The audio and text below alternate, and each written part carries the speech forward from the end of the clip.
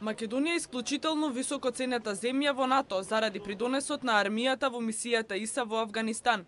Ова било истакнато на денешната средба на министерот за одбрана Фатмир Бесими со генералот Џон Ален, командант на ИСАФ во главниот штаб на мисијата во Кабул. Тоа што оние го прават за мирот во Афганистан е исклучително ценета работа во Република Македонија. Тоа е исклучително добро за имиджот на Република Македонија и нам ни е задоволство што тие се во таква здравствена состојба и со висок професионализам ја вршат својата должност. Задоволен сум и со тоа што генералот Ален, значи на ИСАФ мисијата во Афганистан, кажа за придонесот на нашите војници, за нивните квалитети. Тоа е исклучително добра вест за нас како раководство во одбрана, но уште поголема добра вест за Република Македонија за тоа што го прават нашите војници во Афганистан и придонесот за меѓународниот мир.